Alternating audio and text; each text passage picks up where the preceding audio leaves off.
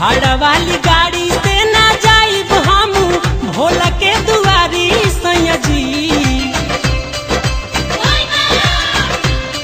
ए सैया जी, भाड़ा वाली गाड़ी से ना जाइब हम भोला के दुआरी सैया जी। हम हैं मुखिया जी के छोटा की पतोहिया जाएला चाहे सफारी सैया जी। हम हैं मुखिया जी के छोटा की पतोहिया जाएला चाहे सफारी सैया जी। भाड़ा वाली गाड़ी से ना जाइब हम भोला के दुआरी सैया जी। हम हैं मुखिया जी के छोटा की पतोहिया जाएला चाहे सफारी सैया जी।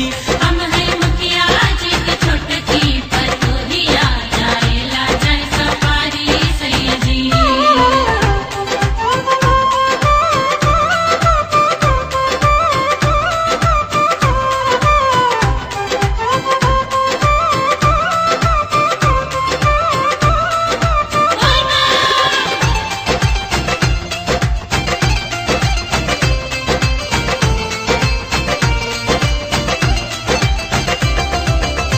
भाड़ा वाली गाड़ी से तो चली जाइम दीदी जी।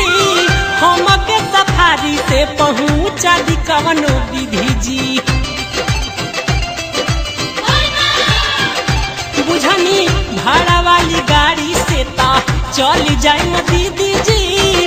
हम के सफारी से पहुँचा दी कवनो विधि जी।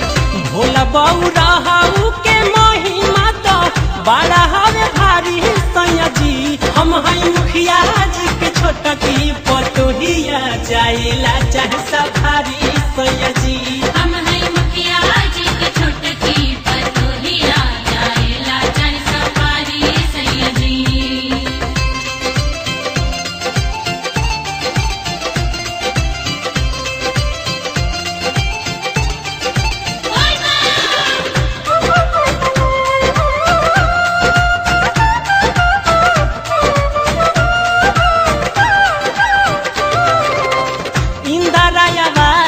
सब का होई कमाई घर के पतोहिया जब देव घर न जाई। ए जी, इंदरायावा के सब का होई कमाई घर के पतोहिया जब देव घर न जाई। नैहरे से लागल रहला सारा धात अब नहीं डारी सैया जी। हम हैं मुखिया जी के छोटा की पतोहिया जाएला चाहे सफारी सैया जी। हम हैं मुखिया जी के छोटा की पतोहिया जाएला चाहे सफारी सैया जी।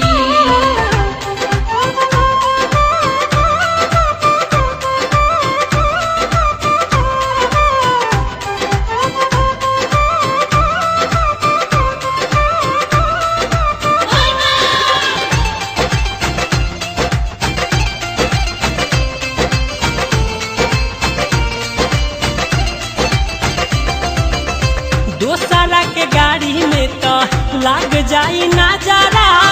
नया बनी कैसे केहू के बैठे हम पंजरा।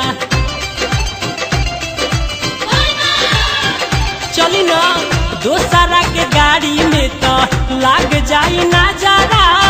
नया बनी कैसे केहू के बैठे हम पंजरा। बात मानी संगे संगे चली रउआ लीही जल ढारी सैया जी।